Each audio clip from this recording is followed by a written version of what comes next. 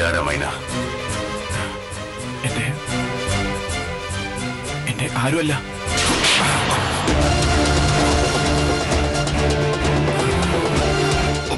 ആരുമല്ലേ?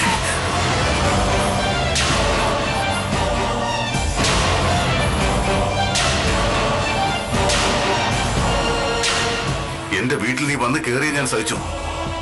എന്റെ അനിയത്തിയുടെ കൂടെ മുറിയിൽ ഒളിച്ച് താമസിച്ചത് സഹിച്ചു. അതൊക്കെ എന്റെ അനിയത്തിക്കുണ്ടാകുന്ന മാനക്കേട് ഭയന്നിട്ടാ.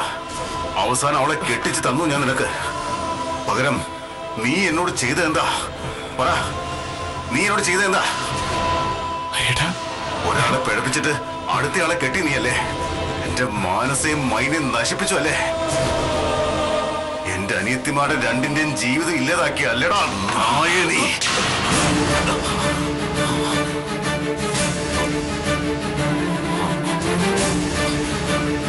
ഇതറിഞ്ഞ നിമിഷം രണ്ടാമതൊന്നും ആലോചിക്കാതെ കൊന്നു കളഞ്ഞത് നിന്നെ ഞാൻ. പക്ഷേ ഞാൻ എന്ത് ചെയ്യണം? എന്റെ മാനസെ പിന്നെ ഞാൻ എന്ത് ചെയ്യണം പറ? നീ ചീത്തയാക്കിയ മൈനെ ഞാൻ എന്ത് ചെയ്യണം? എന്റെ രണ്ട് അനിയത്തിമാരെ നിനക്ക് ഞാൻ കെട്ടിച്ചേരണോ? അതോ രണ്ടിനെ കൊന്നിട്ട് ആ ശവം നിന്നെ കൊണ്ട് തീറ്റിക്കണോ? സ്വന്തം പെങ്ങളെ പിഴപ്പിച്ചതിന്റെ വാശിക്ക് ഒരുത്തിനെ കുത്തി വീഴ്ത്തിയവനാ നീ. ഇപ്പൊ എന്റെ രണ്ട് അനിയത്തിമാരെ നശിപ്പിച്ച നിന്നെ ഞാൻ എന്ത് ചെയ്യണം? കൊല്ലണം. അല്ലെങ്കിൽ ഞാൻ സ്വയം മരിക്കണം. എന്ത് വേണമെന്ന് ഹരിയേട്ടൻ അങ്ങ് തീരുമാനിച്ചാൽ മതി. ഞാനതനുസരിച്ചോളാം. സിദ്ധു, സിദ്ധു,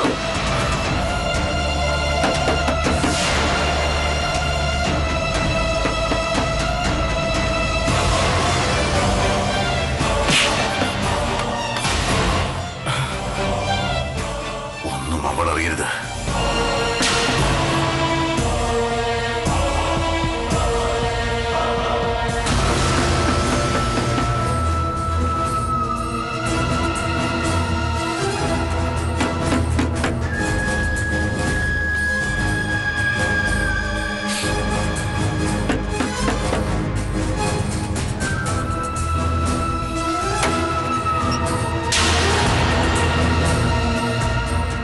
ഇതെന്താ രണ്ടുപേരും കൂടി വാതിലടച്ചിരുന്നൊരു രഹസ്യം? ഹേയ്, ഞങ്ങൾ വെറുതെ പഴയ കേസിന്റെ കാര്യമൊക്കെ പറയായിരുന്നു. വല്ല പ്രശ്നമുണ്ടോ ഹരിയേട്ടാ? ഏയ് ഒന്നുമില്ല. അമ്പിയുടെ വിഷയമൊക്കെ വരുമ്പോ വീണ്ടും ഒരു കുത്തിപ്പൊയ്ക്കാലോ എന്നൊരു സംശയം.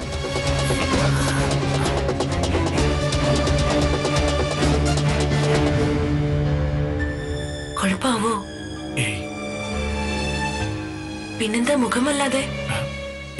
ഒന്നുമില്ല.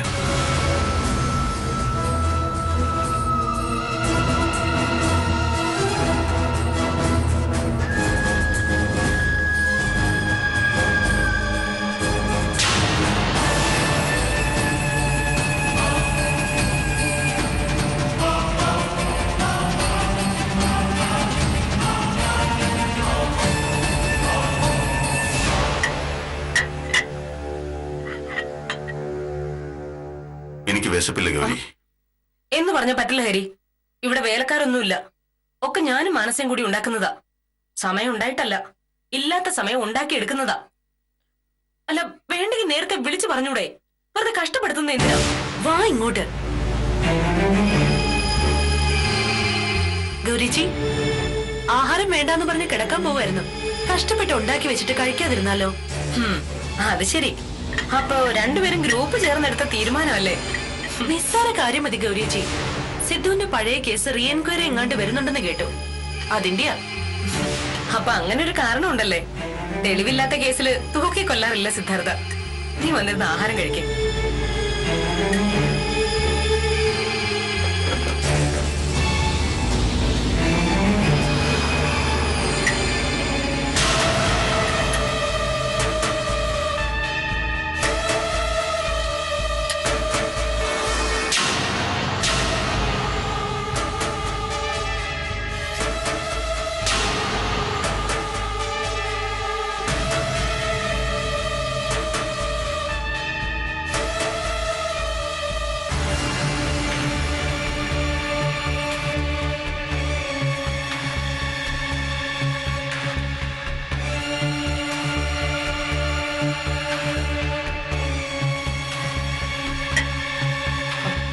എന്താ എനിക്ക് വേണ്ട. എന്താ വേണ്ടാത്തേ? എനിക്ക് വേണമെങ്കിൽ ഞാൻ കഴിക്കും, നിർബന്ധിക്കണ്ട. ഇതിന് മാത്രം ഇത് എന്ത് പറ്റി? പുറത്തുനിന്ന് കഴിച്ചിട്ടുണ്ടാവും, അല്ല എന്താ?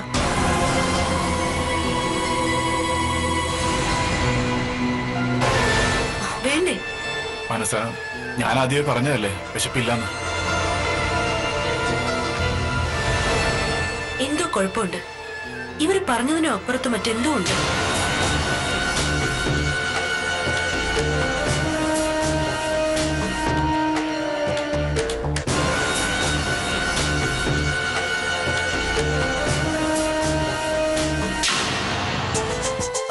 ഇനി ഈ പഴയ ഉടുപ്പൊന്നും മോളിടണ്ട.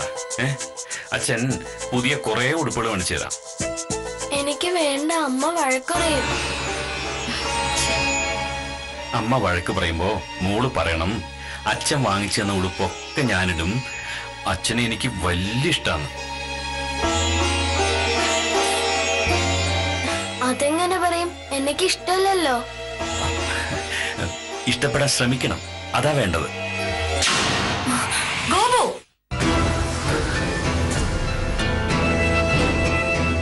ഏതടി ഈ ഉടുപ്പ്? ഞാൻ വാങ്ങിച്ചു കൊടുത്ത. ആരെന്ത് വാങ്ങി തന്നാലും വാങ്ങി ഇട്ടോണം. പറഞ്ഞിട്ടില്ലേ നിന്നോട് അന്യ ആൾക്കാരുടെ കയ്യിൽ നിന്നൊന്നും വാങ്ങരുതെന്ന്? അന്യ ആളാണോ ഞാൻ? പിന്നെ അല്ലാതെ. കുഞ്ഞിന് അച്ഛൻ വേണമെന്നൊക്കെ ആഗ്രഹിച്ചിരുന്നു മുമ്പ്. ഇനി വേണ്ട, ഇത്ര സമ്മാനങ്ങളും വേണ്ട. മോളുടെ ഉടുപ്പെല്ലാം പഴയതായി, അതുകൊണ്ടാണ് ഞാൻ. എന്റെ മോൾക്ക് പഴയത് മതി. വർഷങ്ങളായിട്ട് ഒരു പഴഞ്ചൻ തുണി പോലെ അവളുടെ അമ്മയും.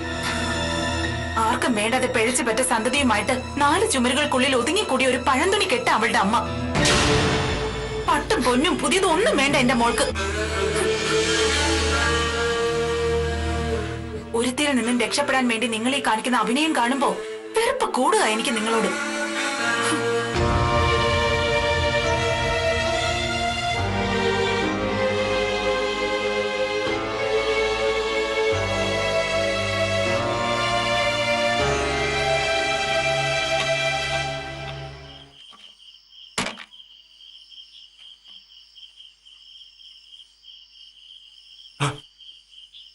മോളായിരുന്നോ? ഓ, ഞാൻ പേടിച്ചു പോയല്ലോ. അങ്കിൾ ഇവിടെ കുടിയും തീറ്റയായിട്ട് ഇരുന്നോ? കാര്യങ്ങൾ കൈവിട്ടു പോവുക. എന്താ മോളെ? അങ്കിള് മുമ്പ് പറഞ്ഞതുപോലെ അംബികയുടെ കുഞ്ഞിനെ നമ്മൾ എന്തെങ്കിലും ചെയ്യണം. കുഴപ്പമാണോ? വേണു കുട്ടിയായിട്ട് അടുത്തോട്ടിരിക്കുക. ഉടുപ്പും കളിപ്പാട്ടും ഒക്കെ കൊടുത്തു തുടങ്ങി. അത് അംബികയുടെ ഒരു അടവാ. മോളെ വേണുവായിട്ട് അടുപ്പിക്കും, എന്നിട്ട് അവള് ദേഷ്യപ്പെട്ട് നിൽക്കും. അപ്പൊ അവളുടെ ഇഷ്ടം കിട്ടാൻ വേണ്ടി വേണു മോളെ കൂടുതൽ സ്നേഹിച്ചു തുടങ്ങും. അത് അനുവദിക്കരുത് അങ്കിളെ. മോള് പേടിക്കാതെ. രക്ഷയില്ലെങ്കിൽ ആ കൊച്ചിന്റെ കാര്യം അങ്കിള് തീരുമാനമാക്കാം.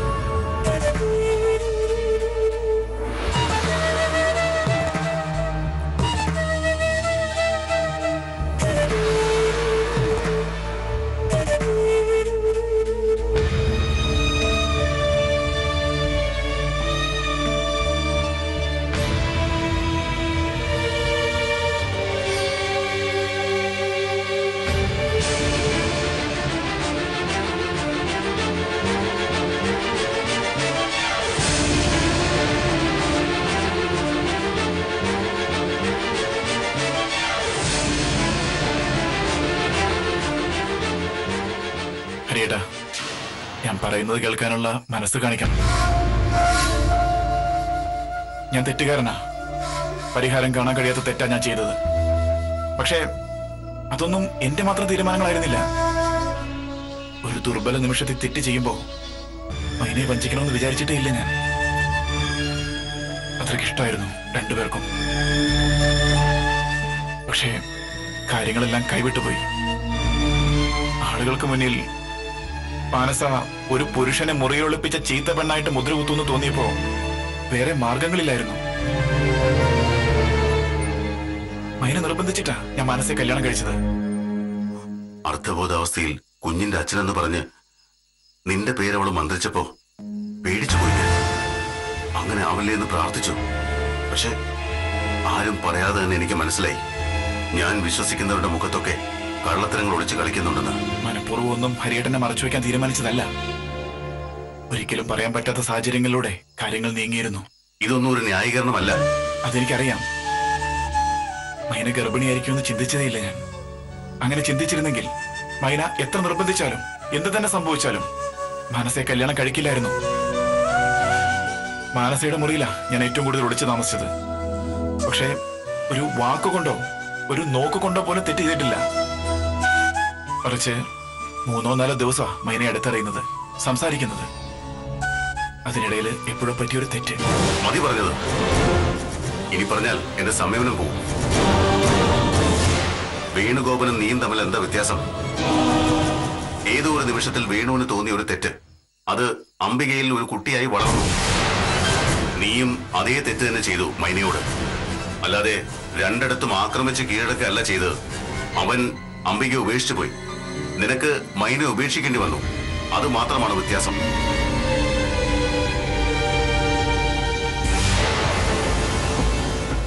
അല്ല, ഒരു വ്യത്യാസം കൂടിയുണ്ട്. അനിയത്തിയെ ചതിച്ചതിന് വേണുഗോപനെ നീ ശിക്ഷിച്ചു. എന്റെ 2 അനിയത്തിമാരെയും ചതിച്ചതിന് ഞാൻ നിന്നെ ശിക്ഷിച്ചില്ല. അതൊരു വലിയ വ്യത്യാസമല്ലേ സിദ്ധാർത്ഥ? എനിക്കെന്താ പറയേണ്ടെന്നറിയില്ല, എന്താ ചെയ്യേണ്ടെന്നും അറിയില്ല. പക്ഷേ ഇത് രണ്ടും എനിക്കറിയാം. മാനസിക്ക് നിന്നെ പോലൊരു ഭർത്താവിനെ വേണ്ടെന്ന് തീരുമാനിക്കാം. മൈനയ്ക്ക് വയറ്റിൽ വളരുന്ന നിന്റെ കുഞ്ഞിനെ ഇല്ലാതാക്കാം. അപ്പോ നിന്നെ സ്വതന്ത്രനായിട്ട് എനിക്ക് കിട്ടും. പിന്നെ ഒരു ഞൊടിക്കുന്ന നേരം മതി ഒരു തെളിവില്ലാതെ നീ ഈ ഭൂമിയിൽ നിന്ന് പോകാൻ. പക്ഷേ ഒരു പോലീസ് ഓഫീസറാണ് ഞാൻ. ഇത്തരം അവസ്ഥകളിൽ തെറ്റ് ചെയ്തു പോയ അനേകം കുറ്റവാളികളെ കണ്ടു മടുത്തതാ ഞാൻ. അതുകൊണ്ട് മാത്രം നീ ഇപ്പൊ ജീവിച്ചിരിക്കുന്നു. അത്രയും തിരിച്ചറിവുണ്ടാകണം നിനക്ക്.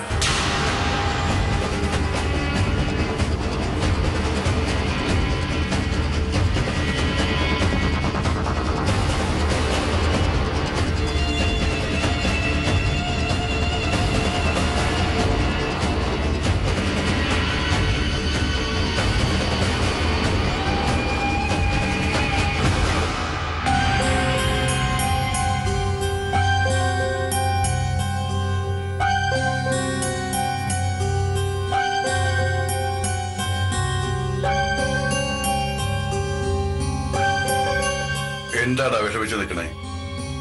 ഏയ് ഒന്നുമില്ല. ആശ പറഞ്ഞു നിന്റെ മുഖത്തൊരു പരിഭ്രമമുണ്ടെന്ന്. എനിക്കും അങ്ങനെ ഒരു സംശയം. സംശയിക്കണ്ട, പരിഭ്രമം പേടിയൊക്കെ ഉണ്ട്. എന്താ കാര്യം? അത് പറയാൻ പറ്റാത്തതുകൊണ്ടല്ലേ ഒന്നുമില്ല എന്ന് പറഞ്ഞത്. എന്ന് പറഞ്ഞാൽ പറ്റില്ലല്ലോ. ഒരാളെ കൊന്നിട്ട് വന്നാലും ഞങ്ങളോട് പറയണം. രക്ഷിക്കാൻ പറ്റുമെങ്കിൽ രക്ഷിച്ചിരിക്കും. ഏയ് ഇത് അത്രയ്ക്കൊന്നും ഇല്ല ചേച്ചി. മൈനയ്ക്ക് ബോധം തെളിഞ്ഞപ്പോ ഹരിശങ്കറിനോട് എന്തോ പറഞ്ഞിട്ടുണ്ട്. എന്നെ കാണുമ്പോ അവൾ ഭയപ്പെടുന്നു. ഇത് രണ്ടും കൂടി കൂട്ടിച്ചേർത്ത് വായിക്കുമ്പോ മൈന തിരിച്ചിങ്ങോട്ട് വരില്ല എന്നുള്ള കാര്യം ഉറപ്പായി. അത് നല്ലതല്ലേ, രക്ഷപ്പെട്ടില്ലേ നമ്മള്? ഇല്ല, അവളെ തിരിച്ചിങ്ങോട്ട് കൊണ്ടുവരണം. അത് ഇപ്പൊ എന്റെ ആവശ്യമാണ്. ഇതാ ഞങ്ങൾക്ക് മനസ്സിലാവാത്തത്. എന്താ നീ കണക്കൂട്ടി വെച്ചിരിക്കുന്നത്? ഒന്നും പറയാൻ സമയമായിട്ടില്ല ചേച്ചി.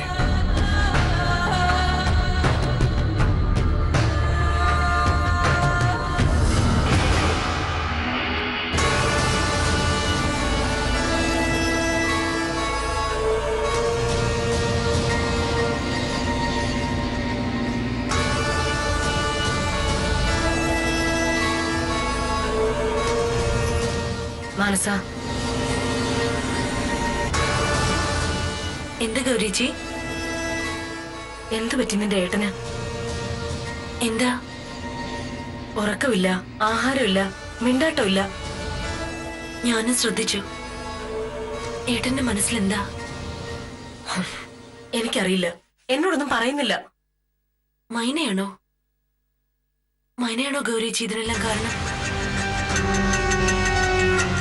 ഒരുപക്ഷെ മൈനയെ തട്ടിക്കൊണ്ടുപോകാൻ ശ്രമിച്ചത് ആരാണെന്നോ എന്തിനാണെന്നോ ഒക്കെ പോലീസിന് മനസ്സിലായിട്ടുണ്ടാവും. അതുകൊണ്ടെന്താ? അതും കുടുംബവുമായിട്ട് എന്താ ബന്ധം? അക്രമികളെ കണ്ടുകിട്ടിയാൽ അറസ്റ്റ് ചെയ്യണം, അല്ല എന്താ? അറസ്റ്റ് ചെയ്യാൻ പറ്റാത്ത ആരെങ്കിലും ആണെങ്കിലോ? നീ വെറുതെ കാട് കയറേണ്ട മനസ്സേ. അതൊന്നും അല്ല കാര്യം. എന്തായാലും മൈനയുമായി ബന്ധപ്പെട്ട് എന്തോ ഒരു കാര്യമുണ്ട് ഏട്ടന്റെ മനസ്സിൽ. അത് നിനക്കങ്ങനെ അറിയാം?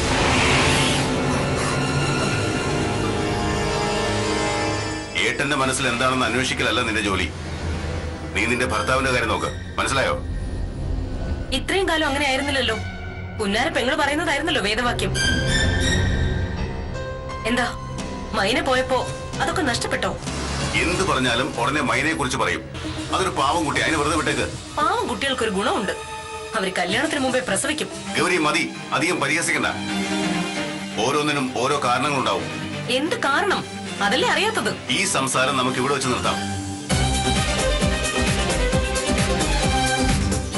ഞാൻ പറഞ്ഞില്ലേ ഗൗരിജി, ഈ ഇഷ്യൂസ് എല്ലാം മൈനയുടെ പേരിലാണെന്ന്.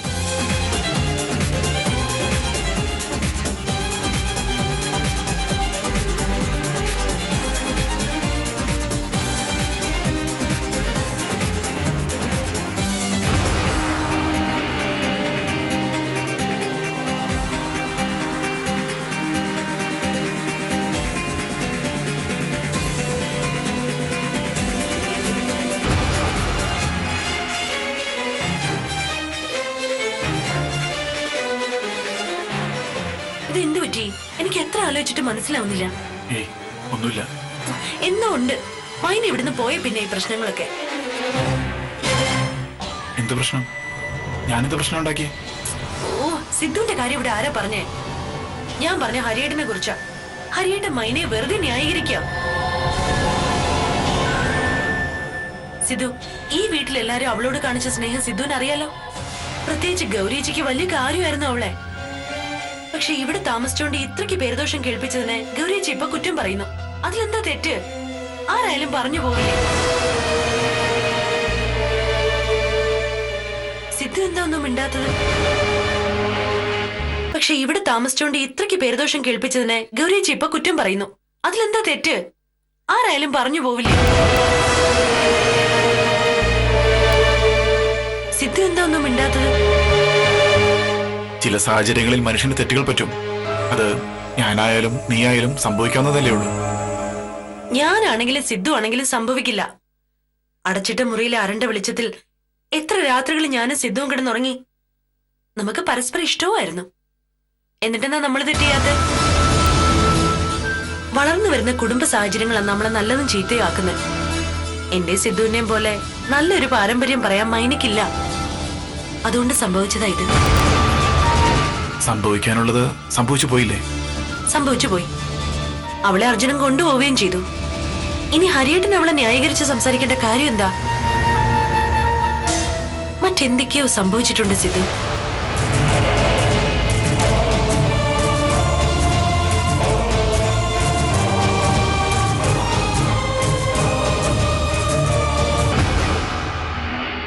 ഞാനും ഗൗരിയേച്ചിയും സിദ്ധു അറിയാത്ത എന്തോ ഹരിയേട്ടനും മൈനയും അർജുനനും തമ്മിലുണ്ട്. അതെന്താണെന്ന് എത്ര ആലോചിച്ചിട്ട് എനിക്ക് മനസ്സിലാവുന്നില്ല. സിദ്ധുവിന് എന്ത് തോന്നുന്നു? ഞാനെന്ത് പറയാനാ? എത്ര നന്നായിട്ട് ജീവിച്ച കുടുംബം ഇത്. അവൾ ഒറ്റയാള് കാരണം മനസ്സമാധാനം പോയി.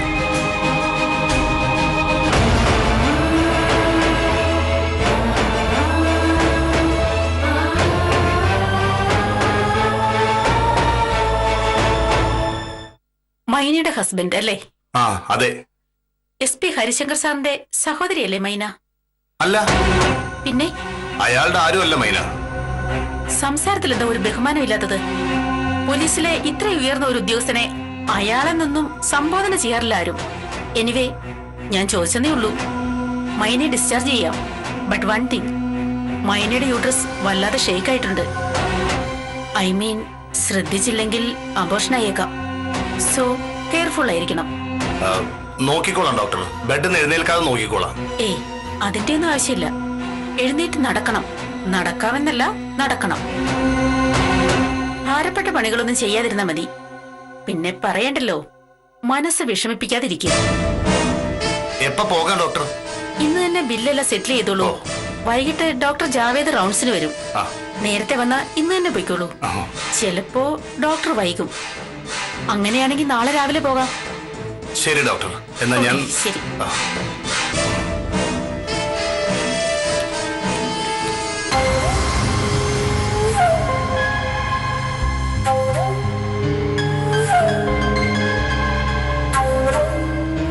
നീ മാനസയെ സ്നേഹിക്കുന്നുണ്ടോ?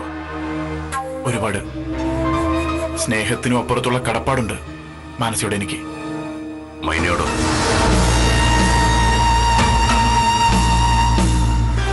മൈനയെ സ്നേഹിക്കുന്നുണ്ടോ? സ്നേഹിക്കരുതെന്നുണ്ട്, പക്ഷേ കഴിയുന്നില്ലല്ലേ? അപ്പോ അവളെ കൂടി കെട്ടാനാണോ പ്ലാൻ?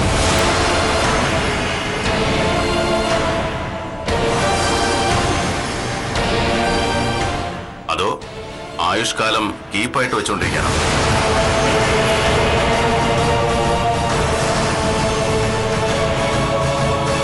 അതിൽ അതിശയിക്കാനൊന്നുമില്ല. തമിഴ്നാട്ടിലൊക്കെ ചിന്ന വീട് സർവ്വസാധാരണമാണ്. ഞാൻ അങ്ങനെ ഒരാളല്ല. സംഭവിച്ചതെല്ലാം ഞാൻ ഹരിയേട്ടനോട് പറഞ്ഞതാ. ശരി, സിദ്ധാർത്ഥൻ നല്ല മനുഷ്യനാണ് എങ്കിൽ ഇങ്ങനൊരു അവസ്ഥ സിദ്ധാർത്ഥനുണ്ടായാൽ, അതായത് സിദ്ധാർത്ഥന്റെ ഒരു പെങ്ങളെ കെട്ടിയാൽ രണ്ടാമത്തെ പെങ്ങളെ ഗർഭിണിയാക്കിയാൽ സിദ്ധാർത്ഥൻ എന്ത് തീരുമാനമെടുക്കും?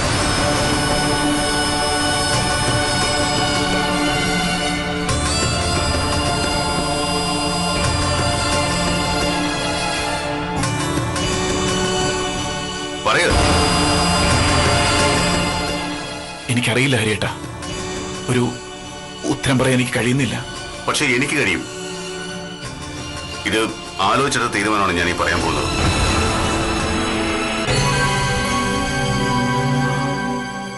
സിദ്ധാർത്ഥൻ ഇനി മേലിൽ മൈനെ കാണരുത്. നിന്റെ നിഴല് പോലും അവളുടെ കൺവെട്ടത്ത് വരരുത്. അവളെ കുറിച്ച് അന്വേഷിക്കരുത്. മൈനെ എന്ത് ചെയ്യാൻ പോകുന്നു? ഇത്തരം ചോദ്യങ്ങളാണ് ചോദിക്കരുതെന്ന് പറഞ്ഞത്. എന്റെ കുഞ്ഞ് അവളുടെ വയറ്റില്. അല്ല, അങ്ങനൊരു സംഭവമേ ഉണ്ടായിട്ടില്ല. അത് അവളുടെ മാത്രം കുഞ്ഞാ. അതിനെ അബോർട്ട് ചെയ്യാൻ അവളെ നിർബന്ധിക്കലാണ് എന്റെ ഉത്തരവാദിത്വം. ഹരിയേട്ടാ, അത് പാപമല്ലേ? പാപത്തേക്കാൾ ഭയങ്കരമാണ് അപമാനം. ഒരു കുഞ്ഞ് ബാസ്റ്റഡായി ജനിക്കുന്നതിനേക്കാൾ നല്ലത് ജനനത്തിന് മുമ്പേ മരിക്കുന്നതാണ്. ഒരിക്കൽ കൂടി ഞാൻ പറയാ, മൈന നിന്റെ ജീവിതത്തിലെ അടഞ്ഞ അധ്യായമാണ്.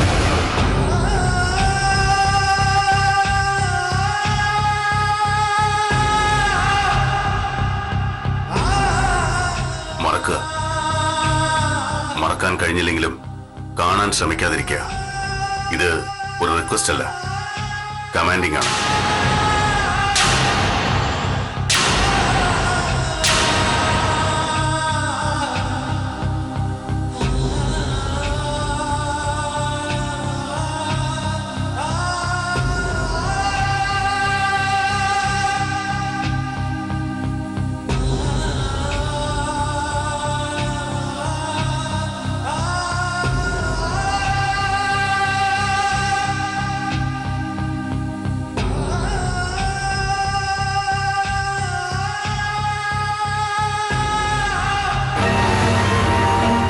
ഇന്ന് വൈകിട്ട് നാളെ രാവിലെ പോവാം. ഡോക്ടർ പൊക്കോളാൻ പറഞ്ഞു. ബില്ല് ഞാൻ സെറ്റിൽ ചെയ്തു. എത്രയായി അർജുനേട്ടാ? അതൊന്നും നീ അറിയണ്ട. അറിയണം, എനിക്കത് തിരിച്ചു തരണം. എന്താ മൈന ഇത്? നമ്മൾ കല്യാണം കഴിച്ചില്ലെങ്കിലും ഒരു വീട്ടിൽ താമസിക്കുന്നവരല്ലേ? ആളുകളുടെ മുന്നിലെങ്കിലും നീ എന്റെ ഭാര്യയല്ലേ? അല്ല, അങ്ങനെ ആവരുത്. മറ്റൊരാളുടെ കുഞ്ഞിനെ വയറ്റിൽ പേരുന്ന ഞാൻ അർജുനേട്ടന്റെ ഭാര്യയാവില്ല. ഇതൊക്കെ നമ്മൾ പലവട്ടം സംസാരിച്ചതാ. മറ്റെന്തെങ്കിലും പറയാനുണ്ടോ? ഇല്ല. എന്നാ മരുന്നെടുത്ത് ബാഗിൽ വെച്ചേക്ക്. വൈകിട്ട് ചിലപ്പോ പോവാൻ പറ്റിയേക്കും. എങ്ങോട്ട്? നമ്മുടെ വീട്ടിലേക്ക്. വേണ്ട അർജുനേട്ടാ, ഇനി ഞാൻ അങ്ങോട്ട് വരുന്നില്ല. അതെന്താ പെട്ടെന്നൊരു മാറ്റം? പെട്ടെന്നല്ല, ആലോചിച്ചെടുത്ത തീരുമാനം അത്. അതിന്റെ കാരണം എനിക്ക് അറിയേണ്ടത്. അങ്ങനെ എടുത്തു പറയാൻ മാത്രം കാരണങ്ങളില്ല. ചില സംശയങ്ങൾ പറയാം, ആരോടും ഇതുവരെ പറയാത്തത്.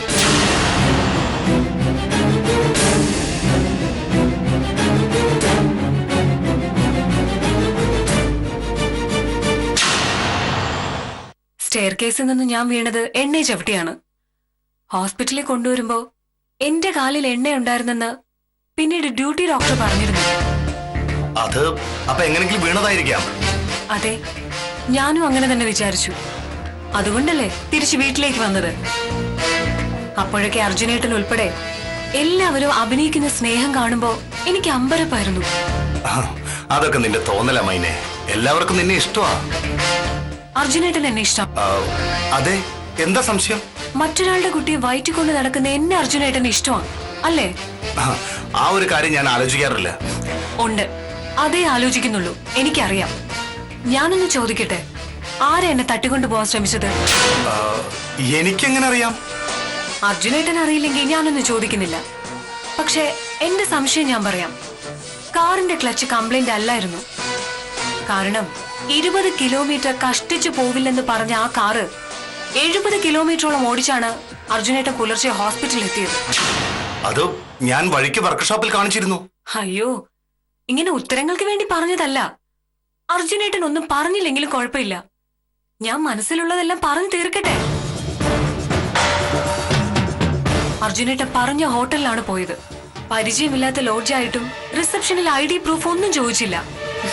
റൂം നമ്പർ പോലും അർജുനേട്ടൻ അറിയാവുന്ന പോലെ. പക്ഷെ അതൊന്നും എനിക്കെപ്പോ തോന്നിയില്ല. പിന്നെ ആലോചിച്ചപ്പോഴാ. അയ്യോ, ഒക്കെ നിന്റെ തോന്നല മൈനെ. ആയിക്കോട്ടെ, പക്ഷെ കാശ് എണ്ണി കൊടുത്ത് എന്നെ വിലക്ക് വാങ്ങിയതാണെന്ന് കാറി പിടിച്ചു കയറ്റി കൊണ്ടുപോയി പറയുന്ന ഞാൻ കേട്ടു. അതുകൊണ്ട് ഇതെല്ലാം ഞാൻ ചെയ്യിച്ചതാണെന്നാണ് നീ പറയുന്നത്? അല്ല, ഞാനൊന്നും പറയുന്നില്ല. പക്ഷെ ഇതെല്ലാം മനസ്സിൽ വെച്ചുകൊണ്ട് ഞാൻ ഇനി അർജുനേട്ടന്റെ കൂടെ വരുന്നില്ല. മനസ്സിലൊരു ദേഷ്യം വെച്ചുകൊണ്ടല്ല ഞാൻ പറയുന്നത്. ഞാൻ വരുന്നില്ല. നീ എവിടെ പോകുന്നു? എങ്ങോട്ടെങ്കിലും. അർജുനേട്ടൻ ഇനി എന്നെ അന്വേഷിക്കണ്ട. അതൊന്നും പറഞ്ഞാ പറ്റില്ല. എന്റെ കയ്യിലേക്ക് വന്ന് ചേർന്നതാ നീ ദയവായിട്ട് കൊണ്ടുവന്നത്. ഇനി അങ്ങനെ വിടില്ല അർജുനൻ. മറ്റെന്തെങ്കിലും മനസ്സിലുണ്ടെങ്കിൽ അതങ്ങ് കളഞ്ഞേക്ക്.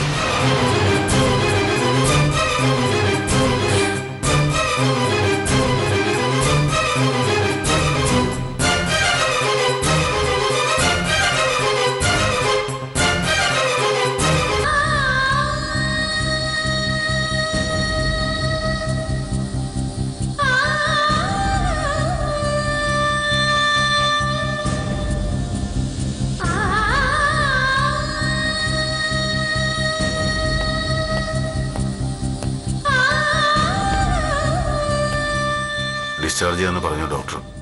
ഞാൻ അറിഞ്ഞു. അർജുനേട്ടൻ പറഞ്ഞിട്ട് ഞാൻ അറിഞ്ഞു. പക്ഷെ ഞാൻ അങ്ങോട്ട് പോകുന്നില്ല ഹരിയേട്ടാ. അർജുനേട്ടനോട് ഞാനത് പറഞ്ഞു. എനിക്ക് പേടി അങ്ങോട്ട് പോവാൻ. ഏട്ടൻ വിഷമിക്കണ്ട. ഞാൻ അങ്ങോട്ട് വരാൻ വേണ്ടി പറഞ്ഞതല്ല. എന്നെ ഏതെങ്കിലും ഓർഫണേജിലാക്കിയാൽ മതി. എന്നിട്ട് വേണം അതും ഒരു വാർത്തയാവാൻ അല്ലേ? ഇത്രയും നാണം കെടുത്തിയത് പോരെ?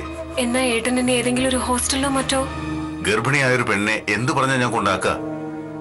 മൈനെ, കുറച്ചെങ്കിലും ബുദ്ധിയുള്ള പെൺകുട്ടിയാ നീയെന്നാ ഞാൻ വിചാരിച്ചത്. പക്ഷെ ഏറ്റവും കൂടുതൽ ബുദ്ധിമോശം കാണിച്ചത് നീയാ. ഇഷ്ടപ്പെട്ട പുരുഷനിൽ നിന്ന് ഗർഭം ധരിച്ചത് മനസ്സിലാക്കാം. പക്ഷെ ആ കുഞ്ഞിന്റെ അച്ഛനാണെന്ന് പറഞ്ഞ് ശത്രുവിനെ ചൂണ്ടിക്കാണിച്ച ആദ്യത്തെ പെണ്ണായിരിക്കും നീ.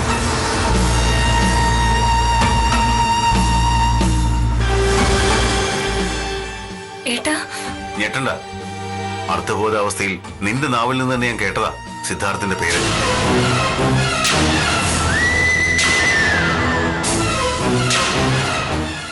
ഒരു കുറ്റവാളിയെ മുറിയിൽ ഒളിപ്പിച്ചതിനേക്കാൾ തെറ്റ് അവനെ മനസ്സിൽ ഒളിപ്പിച്ചതാ. അറിയാതെ എങ്ങനെയൊക്കെയോ അടുത്തുപോയി. അടുത്തതിലല്ല തെറ്റ്, ശരീരത്തിലേക്ക് അടുപ്പിച്ചതാ തെറ്റ്.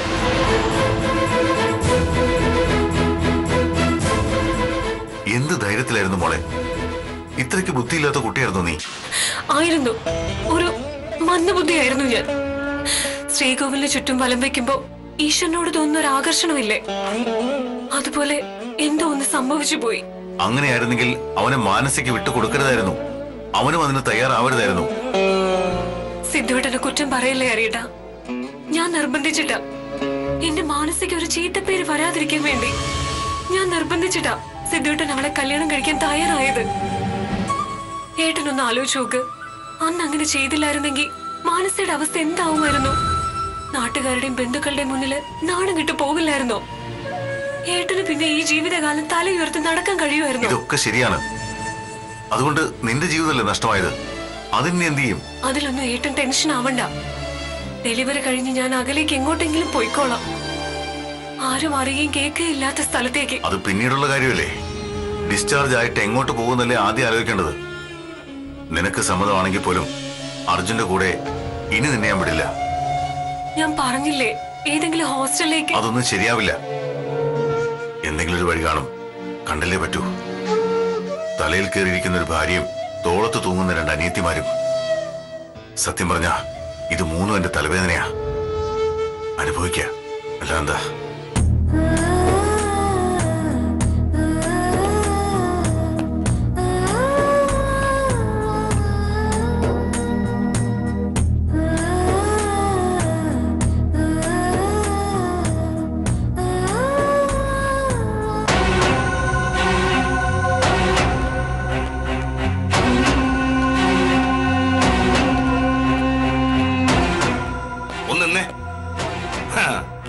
കാര്യങ്ങളുടെ ഇരിപ്പുവശമല്ല കിടപ്പുവശം മനസ്സിലായത് ഇപ്പോഴാ. നിനക്കെന്താ വേണ്ടേ? മൈനേ എന്താ തന്നുവിടുവോ? തന്നുവിടുമെന്ന് ചോദിക്കാൻ ഞാൻ പിടിച്ച് കെട്ടിയിരിക്കുന്നല്ലോ അവളെ. കൂടെ വരുമെങ്കിൽ വിളിച്ചോണ്ട് പോണം. വരില്ല. എന്റെ മുഖത്ത് നോക്കി വരില്ല എന്ന് പറഞ്ഞു അവള്. അതിന് കാരണക്കാരൻ നിങ്ങളാ. സ്വാഭാവികമായും അങ്ങനെ കരുതുന്നതിൽ തെറ്റില്ല. എന്റെ അനിയത്തിയുടെ കെയറിംഗ് എന്റെ മാത്രം ഉത്തരവാദിത്വമാണ്. അവൾ എന്റെ ഭാര്യയാണ്. ഒരു തരത്തിലും അവൾ നിന്റെ ഭാര്യ ആയിട്ടില്ല. അത് സാറിന് എങ്ങനെ അറിയാം? എന്റെ അനിയത്തെ എനിക്കറിഞ്ഞൂടെ? അവൾ എന്റെ കുഞ്ഞിന്റെ അമ്മയാണ്. എന്താ എന്റെ കുട്ടിയല്ലേ അവളുടെ വയറ്റില്? നീ പോ അർജുന, വെറുതെ ചിരിപ്പിക്കാതെ. ഓഹോ, അപ്പൊ അങ്ങനെയാണ് കാര്യങ്ങളല്ലേ? ശരി, പോടാ, അടിച്ചു പൊട്ടിക്കും. ചെല്ല.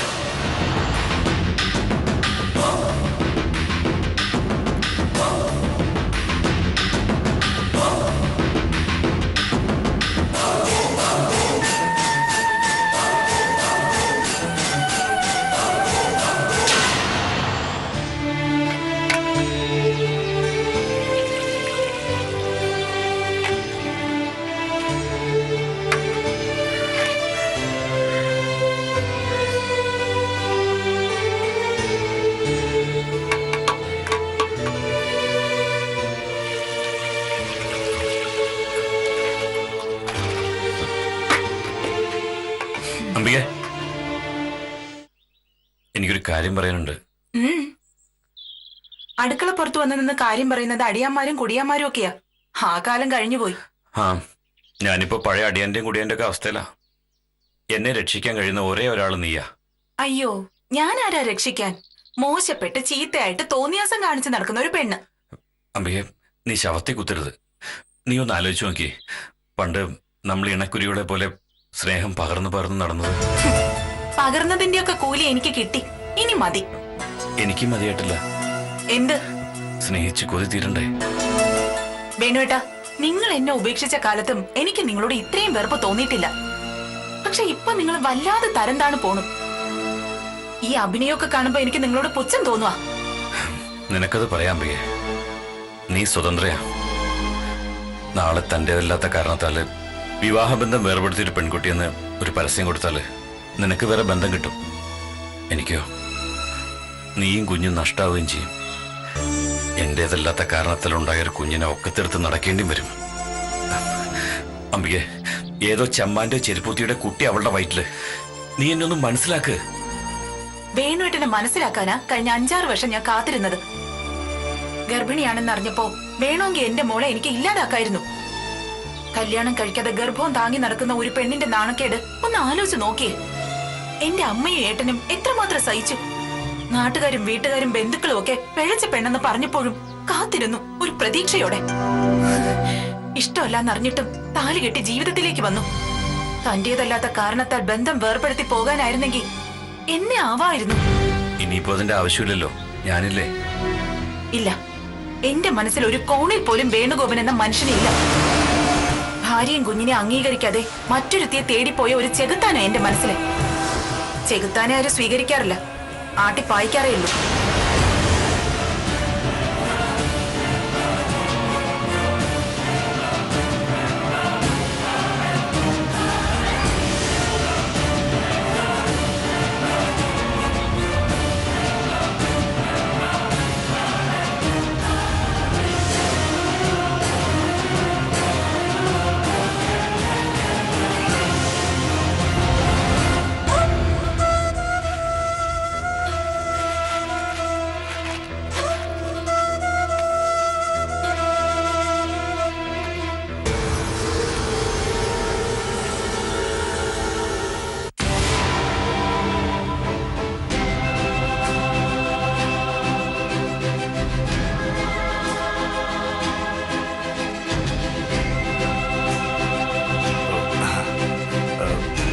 എല്ലാം പാക്ക് ചെയ്തോ? എടുത്തു വെച്ചു. വൈകിട്ടെങ്ങാനും പോകേണ്ടി വന്നാലോ? എങ്ങോട്ട്? നിശ്ചയിച്ചിട്ടില്ല. നിശ്ചയിച്ചു, എനിക്കറിയാം. ഹരിശങ്കർ നിന്നെ കൊണ്ടുപോയി താമസിപ്പിക്കാനുള്ള സ്ഥലമൊക്കെ ഏർപ്പാട് ചെയ്തു. അതെനിക്കറിയില്ല. നിനക്കെല്ലാം അറിയാം. ഹരിശങ്കറിന്റെ മനസ്സും ശരീരവും ഒക്കെ അറിയാം. എത്ര കാലമായിടി നിങ്ങൾ തമ്മിൽ ഈ അവിഹിത ബന്ധം തുടങ്ങിയിട്ട്? അനാവശ്യം പറയരുത് അർജുനേട്ടാ. ഞാനൊന്നും പറയുന്നില്ല. പക്ഷെ ഹോസ്പിറ്റലിൽ നീ നേരെ എന്റെ വീട്ടിലേക്ക് വരണം. വരില്ല, അത് ഞാൻ തീർത്തു പറഞ്ഞാണല്ലോ. ഞാൻ നിന്നെ കൊണ്ടുപോകും മൈനെ. നടക്കില്ല അർജുനേട്ടാ. നടക്കില്ലെങ്കിൽ ഞാൻ എടുത്തോളാം. എന്റെ കൂടെ വന്നില്ലെങ്കിൽ നീ വേറെ ആരുടെ കൂടെയും പോവില്ല. ഒന്നിട്ടാണെങ്കിലും എടുത്തോണ്ട് പോകും ഞാൻ. അർജുനെ ശരിക്കും അറിയില്ല നിനക്കോ? എനിക്കറിയാം, നിന്നെ എനിക്ക് ശരിക്കറിയാം. എടുക്കണ കൈ എടുക്കാൻ.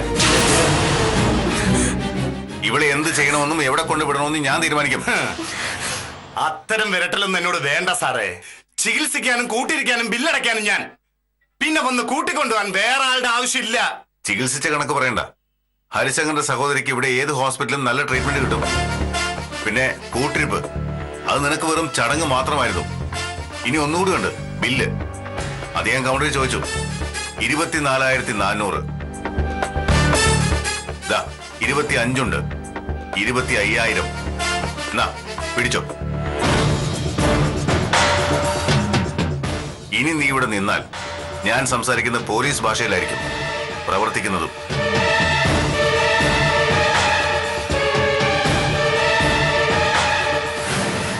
തോറ്റു പോവല്ല ഞാൻ. തോൽപ്പിക്കാൻ പറ്റില്ല അർജുനെ.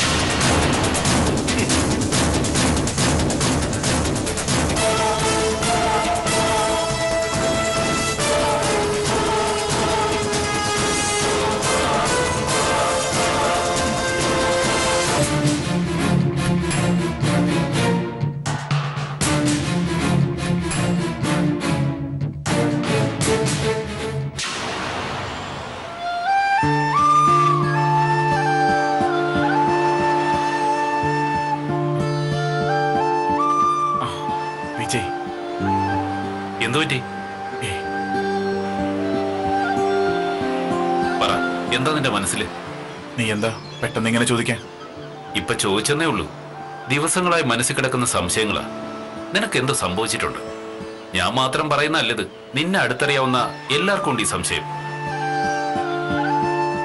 ചിന്തകളെ ഇങ്ങനെ പൂഴ്ത്തി വയ്ക്കരുത് സിദ്ധാർത്ഥ. അറ്റ്ലീസ്റ്റ് നിന്റെ സുഹൃത്തിന്റെ അടുത്തെങ്കിലും. മറയ്ക്കുന്നതല്ല വിജയ്, പറയാനാണെങ്കിൽ എന്റെ ജീവിതവും ഈ കടലും ഒരുപോലെയാ. എന്നും തിരതല്ലി ഒഴുകുന്ന പ്രശ്നങ്ങളാ. സായുധ വിപ്ലവം കൊതിച്ച് മരിച്ച അച്ഛൻ തലയിൽ വെച്ച് വന്ന ഭാരം. ഈശ്വരനും ഇങ്കുലാബും കൂട്ടിക്കൊഴിച്ച് മനസ്സിനെ പരുവപ്പെടുത്താനാവാതെ വീട് വിട്ടുപോയ അമ്മ. കല്യാണത്തിന് മുമ്പ് പ്രസവിച്ച അനിയത്തി. പിന്നെ ജീവിതം കൈവിട്ടുപോയ ഞാനും. ഇതില് ഏത് സങ്കടാ ഞാൻ നിന്നോട് ഷെയർ ചെയ്യേണ്ടത്? ഉള്ള ബന്ധങ്ങളുടെ തകർച്ചയാ നീ പറയുന്നത്. പറഞ്ഞറിയിക്കാൻ ബന്ധങ്ങളില്ലാത്ത ഞാൻ എത്ര വേദനിക്കണം. നാളെ എന്ത് സംഭവിക്കുമെന്ന് ചോദിക്കാതിരുന്ന ഇന്നത്തെ ജീവിതം സുഖ. ഇന്ന് ജീവിക്കാം അല്ലേ വിജയ്? നാളത്തെ ജീവിതം നാളെ. പിന്നെ അല്ലാതെ. നാളെ ഈ ലോകം ഉണ്ടാവുമെന്ന് തന്നെ ആർക്കറിയാം? കടലേ, നിന്നെ ഞാൻ തോൽപ്പിച്ചു. നിനക്ക് കണ്ണീരുണ്ടാക്കാൻ അറിയില്ല, മറിച്ച് എനിക്ക് കടലുണ്ടാക്കാൻ അറിയാം. കണ്ണീരുകൊണ്ട്.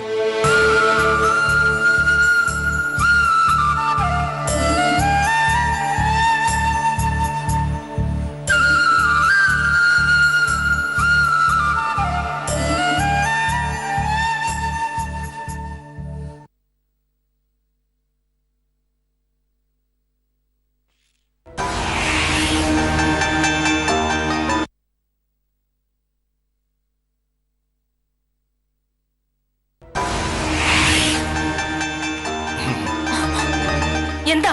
ആരോട് ചോദിച്ചിട്ടാ റൂമിൽ വന്നേ? ഞാൻ അകത്തേക്ക് പോരെന്ന് പറഞ്ഞ ഡോക്ടർ. ഇയാൾ ബലമായിട്ട് കയറിയതാ. ഇത് OP ടൈം ഒന്നല്ലല്ലോ, പിന്നെന്താ?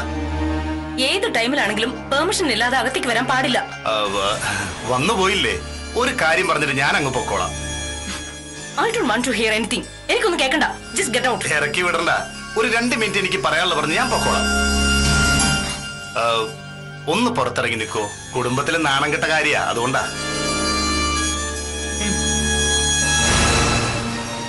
എന്താ? ഇപ്പൊ മൈന എന്റെ ഭാര്യ, ഗർഭിണിയാ. ഇതിനിടയിലേക്ക് ഹരിശങ്കർ സാറിനോട് കടന്നു വരരുതെന്ന് പറയണം. എന്താ ഉണ്ടായത്? എന്റെ കൂടെ വരുന്നതിന് മുമ്പ് ഹരിശങ്കർ സാർ അവളെ കൊണ്ടു നടന്നൊക്കെ ഞാൻ സഹിച്ചു. പറയട്ടെ, അത് ഇപ്പോഴും തുടരുന്നതാ എന്റെ പ്രശ്നം. സദാസമയം അവളെയും കെട്ടിപ്പിടിച്ചോണ്ടിരുന്ന ഞാൻ എന്ത് ചെയ്യും? ഒരു ഭർത്താവല്ലേ ഞാൻ. അർജുൻ, എന്റെ ക്ഷമയെ പരീക്ഷിക്കരുത്. ഇറങ്ങിപ്പോ. ഡോക്ടറെ, എനിക്ക് ഡോക്ടറോട് ബഹുമാനമുണ്ട്. ഞാൻ കള്ളം പറയുമല്ല. ഡോക്ടറുടെ ഭർത്താവിനും മൈനയുമായി അരുതാത്ത ബന്ധമുണ്ട്. അതിനൊരു തെളിവുണ്ട്. ഇപ്പോ എനിക്കത് തുറന്നു പറയാൻ പറ്റില്ല. പക്ഷെ ഒരു കാര്യം ഉറപ്പിച്ച് പറയാം, ഹരിശങ്കർ സാർ ഡോക്ടറെ ഉപേക്ഷിക്കും. അതിനു വേണ്ടിയാണ് മൈനയെ ഡിസ്ചാർജ് ചെയ്ത് എന്റെ കൂടെ വിടില്ല എന്ന് പറഞ്ഞത്. നിന്റെ കൂടെ വരാതെ പിന്നെ എവിടെ പോവും അവള്? ഹരിശങ്കർ സാർ എവിടെങ്കിലും കൊണ്ടുപോയി താമസിക്കും. എന്റെ കൂടെ വരില്ല എന്ന് മൈന തീർത്തു പറഞ്ഞു. ഞാൻ കൊടുത്ത ഹോസ്പിറ്റൽ ബില്ലിന്റെ പണം വരെ തിരിച്ചു തന്നു സാറ്. അവൾ എന്റെ കൂടെ വിടില്ല എന്നും പറഞ്ഞു. എന്താ ഇതിന്റെ അർത്ഥം?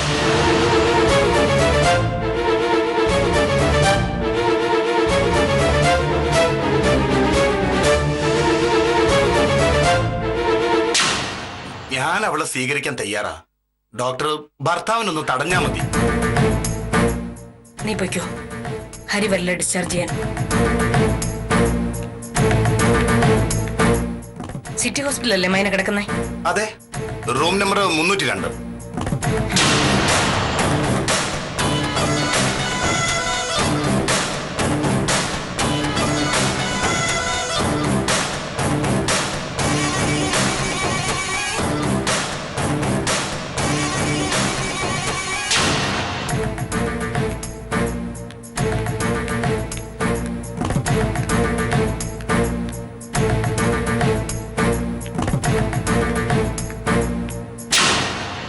പാല് തന്ന കൈക്ക് തന്നെ കടിച്ചോ നീ? അർജുൻ വന്ന് പറഞ്ഞൊന്നും ഞാൻ വിശ്വസിക്കുന്നില്ല. നിന്റെ നാവിന്ന് എന്നെ കേൾക്കണം എനിക്ക്. ഡിസ്ചാർജ് ചെയ്ത് കഴിയുമ്പോ നീ അർജുന്റെ കൂടെ പോകുന്നില്ലേ? ഇല്ല. എന്തുകൊണ്ട്? എനിക്ക് പേടി. അവരെന്നെ കൊല്ലും, അല്ലെങ്കിൽ അവരെന്റെ കുഞ്ഞിനെ കൊല്ലും. പിന്നെ എന്താ നിന്റെ ഉദ്ദേശം? വേറെ എവിടെ പോവാനാ? വീട്ടിലേക്ക് വരാനാണെങ്കിൽ അത് നടക്കില്ല. അഭിമാനവും അന്തസ്സും നിറഞ്ഞ വീടാ കളപ്പുരയ്ക്കൽ. ഗൗരിച്ച് സമ്മതിച്ചാലും ഞാൻ അങ്ങോട്ട് വരില്ല. പിന്നെ നീ എങ്ങോട്ടാ പോകുന്നേ? അനാഥാലയങ്ങളും അഗതി മന്ദിരങ്ങളും ഇല്ല ഈ നാട്ടില്. ഞാൻ എങ്ങോട്ടെങ്കിലും പോവും. അതല്ലാതെ ഹരി നിനക്ക് എന്തെങ്കിലും ഓഫർ തന്നിട്ടുണ്ടോ? പറ, ഉണ്ടോ? ഹരിയേട്ടൻ ഒന്നും പറഞ്ഞിട്ടില്ല. എന്തെങ്കിലും ഒരു വഴി നോക്കാന്ന് പറഞ്ഞു. എന്തു വഴി? എനിക്കറിയില്ല ഗൗരിച്ചി, എന്നോടൊന്നും പറഞ്ഞില്ല. എന്നാ ഞാൻ പറയാം. ഡിസ്ചാർജ് ആയാൽ അർജുന്റെ കൂടെ പോയിക്കോണം നീ. അത് ഗൗരിച്ചി. ഇങ്ങോട്ടൊന്നും പറയണ്ട. അവന്റെ കുട്ടി വയറ്റിലുള്ളിടത്തോളം ഇപ്പൊ നീ താമസിക്കേണ്ടത് അവന്റെ കൂടെയാ. അല്ലാതെ ഹരിയെ വെറുതെ ബുദ്ധിമുട്ടിക്കരുത്. അതെനിക്കും കൂടി ബുദ്ധിമുട്ടാവും. Let me B straight. ഞാൻ കാര്യം പറയാം. എനിക്ക് നിന്നെ വിശ്വാസമില്ല ഹരിയെ. ചേച്ചി എന്താ ഉദ്ദേശിച്ചത്? You know what I mean. ഏട്ടനും അനിയത്തിയും ആ ബന്ധം ഒരു മറയാക്കരുത്.